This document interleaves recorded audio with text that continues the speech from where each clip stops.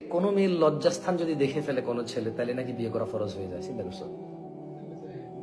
আর এটা যদি মানে চিন্তা করছো, মানে বিয়ে ফরজ কেমনে করছে? কোনো মেয়ের লজ্জাস্থান দেখে বিয়ে ফরজ করছে। তো তাইলে ধরো একটা মেয়ে তুমি বললা যে আই লাভ ইউ, এটা রাজি হলো না, এটা জোর করে ধরে রেপ করার দরকার নাই। আস্তাগফিরুল্লাহ আযীম। লজ্জাস্থান দেখলা, এবারে তো ফরজ হয়ে গেল। মেয়ে অন্য কারো কাছে বিয়ে করে তাহলে জায়েজ হবে না। ধরো কোনো ছেলে যদি কোনো মেয়ের লজ্জাস্থান দেখে, এটা যদি মেয়ের জন্য বিয়ে ফরজ হয়ে যায় ছেলের সাথে, তাহলে এই মেয়ে যদি অন্য কাউকে বিয়ে করে, ফরজ তো করলো না, আর অন্য কাউকে বিয়ে করা কি জায়েজ হবে? তাহলে যারা পর্নোগ্রাফি দেখছে, কত মেয়েকে বিয়ে করতে হবে?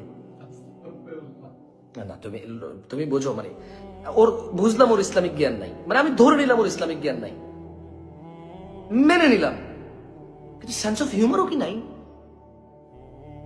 মানে যা ইচ্ছা তা ইসলাম বলে ফেলবে।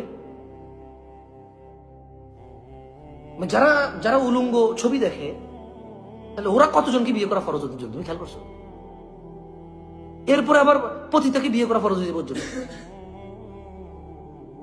মানে দেখো অবস্থা কি। মেয়ের দিকে তাকানো নিষেধ, সে বলতেছে মেয়ের লজ্জাস্থান দেখার পরে বিয়ে ফরজ। তুই তাকানো নিষেধ মুখের দিকে, তুই লজ্জাস্থান পর্যন্ত যাবি কেমনে রে?